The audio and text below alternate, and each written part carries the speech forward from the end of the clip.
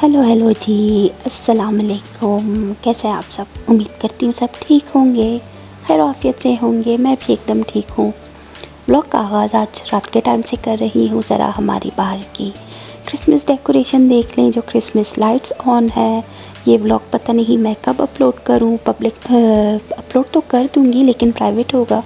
Public कब तक करना है वो नहीं पता। तो अगर ये क्रिसमस के बाद का टाइम भी हुआ तो खैर आप लोग इंजॉय कर लीजिएगा हमारी क्रिसमस लाइट्स, क्योंकि मेरे पास कंटेंट इतना हो चुका है, मैंने इतनी वीडियोस बना ली है कि अपलोड कर दी है। उनको डेट के हिसाब से मैं मैनेज कर रही हूँ, तो वो आगे पीछे तो हो रही है थोड़ा बहुत, लेकिन ये नहीं हो रहा कि कब क्या किस तरह की वीडियो आए। तो आगे पीछे आपको कुछ मंज़र बदले हुए नज़र आएंगे।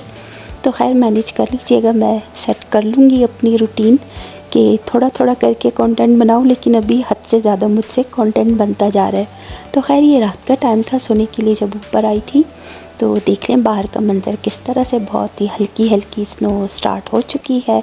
बहुत ही हल्की स्नो थी, लेकिन ऐसे लाइट की रोशनी में नज़र भी आ रही थी कि स्नो स्टार्ट हो चुकी है। मौसम तो 2 दिन से बहुत ही फ्रीजिंग वाला था कि गाल हाथ फेस वगैरह सब एकदम से फ्रीज़ हो रहे थे, क्योंकि हम लोग डेली बाहर नहीं जाते तो हमें उतना जो है फिर ज़्यादा ठंड लगती है, पता चल जाता है।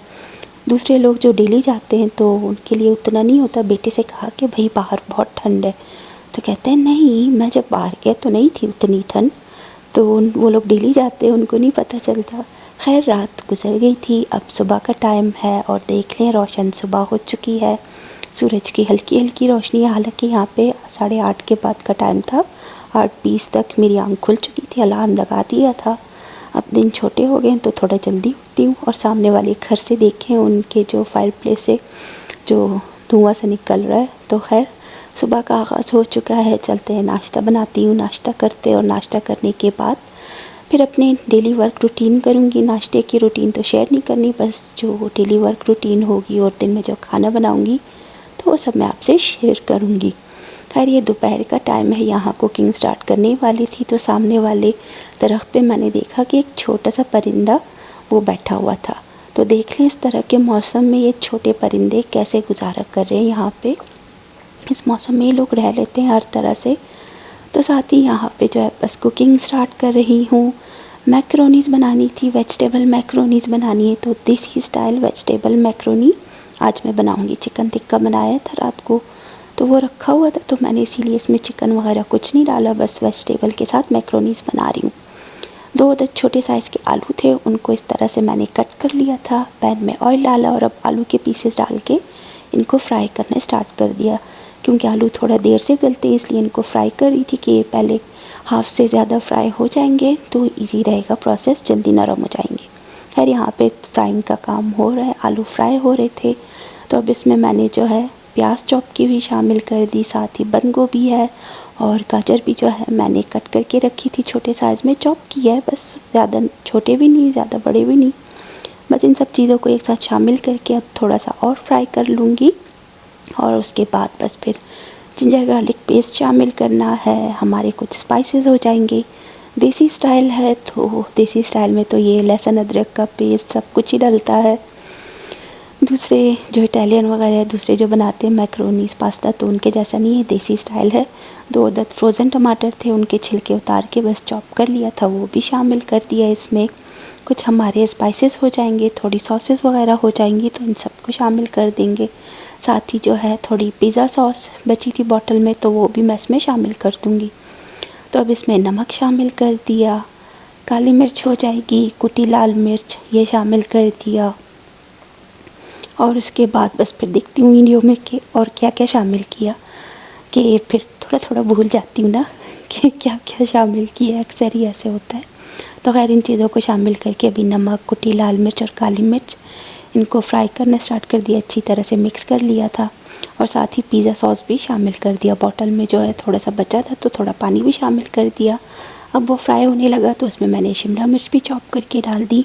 तो इनको अच्छी तरह से मैं भून लूँगी। और शिमला मिर्च थोड़ी क्रंची क्रंची रहेगी, सब्जियाँ थोड़ी क्रंची रहे तो मज़े की लगती हैं। खैर यहाँ पे हमारी सॉस जैसी बन चुकी थी, एक अच्छी मज़ेदार सी मिक्सचर एक तैयार हो चुका है। तो एल्बो मैक्रोनी जो है वो मैंने बॉयल करके रख ली थी साइड पे। तो वो इसमें शामिल कर दूँगी। इसको अच्छी तरह से मिक्स करने के बाद इसमें जो है फिर मैं सोया सॉस और विनेगर भी शामिल करूँगी, थोड़ा सृराचा सॉस भी शामिल कर दूँगी। तो इन सब चीज़ों को डाल के अच्छी तरह से मैकरोनी को इस मसाले के साथ मिक्स कर लेंगे ताकि एकदम अच्छे से इस पर टेस्ट आ जाए।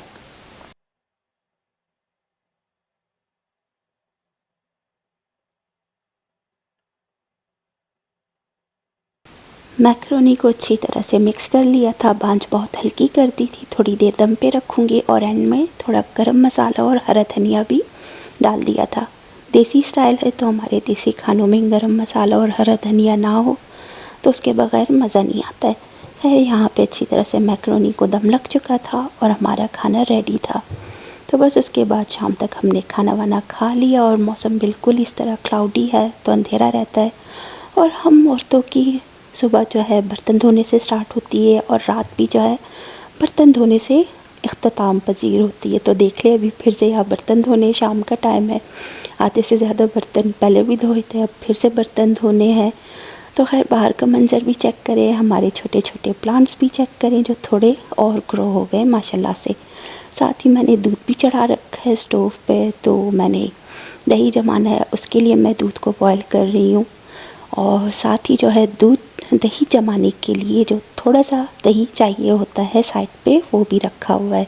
तो थोड़े से दही के साथ हम ढेर सारा दही जमा लेंगे और दूध को बस बॉयल करके इंस्टेंट पॉट में डाल के दही शामिल करके मैं इसका ढक्कन बंद कर दूँगी और योगर्ट मोड पे रख दूँगी। तो सुबह तक दही अच्छे से रेडी हो जाएगा। और साथ ही बाहर का मंज़र देखें, अभी हमारी क्रिसमस लाइट्स फ़िलहाल ऑफ़ हैं तो चलते हैं उनको भी ऑन करते हैं और बाहर देख लीजिएगा अभी एकदम से रोशन हो जाएगा, कलरफुल लाइट्स जो है बिखर जाएंगी। तो ये देख लें बाहर से हल्की हल्की येलो लाइट्स दिख रही हैं। तो खैर बस फिर दूसरी साइड से चल के दिखाती हूँ, वहाँ से भी आपको नज़र आएगा। और टाइम देख लें आप लोग, अभी तक 5 भी नहीं बजे और बाहर का ऐसा मंज़र है। तो अब दिन काफ़ी शॉर्ट हो रहे हैं, विंटर में तो कुछ ज़्यादा ही यहाँ पे शॉर्ट हो जाते हैं, तो ज़रा भी एहसास नहीं होता कि कब दिन शुरू और कब ख़त्म हो गया। और साथ ही टेम्परेचर भी बहुत ही ठंडा हो गया था, -11 हो रहा था। तो बस फिर क्या करें, अब यहाँ पे इसी तरह का वेदर है। साथ ही रात तक जो है बस उतनी रात भी नहीं हुई थी, 8 साढ़े 8 का टाइम था यहाँ पे शायद। और बाहर का मंज़र देखें, एकदम फॉग फैली हुई थी और पूरा जो है फ्रीजिंग स्नो हो रही थी मेरे ख्याल में, वो जो होती है इस तरह से जो एकदम ठंडा ठंडा और बिल्कुल ही वाइट वाइट सा हो रहा है अगेन। तो इसी तरह का मौसम फिर से स्टार्ट हो चुका है और रात को भी अच्छी खासी स्नो जो है स्टार्ट होने लगी थी। घरों की छत वगैरह देख ले, सारी ये जो गैराज की छत है सब वाइट वाइट हो रही है, हमारा डेक भी वाइट हो गया है, हर तरफ इसी तरह का वेदर चल रहा है, बहुत ही फॉग हो रही थी। तो खैर यहाँ बस बेडरूम में आ गई, सोने की तैयारी है और देख लें बाहर का मंज़र कैसे वाइट वाइट हो रहा है। और जब नेक्स्ट व्लॉग में आप लोग देखेंगे तो सुबह के टाइम देखिएगा और कितनी स्नो होगी। तो इसी के साथ मैं आपसे इजाज़त लेती हूँ, मैं मिलूँगी आप सबसे अगले व्लॉग में। फ़िलहाल के लिए अल्लाह हाफ़िज़।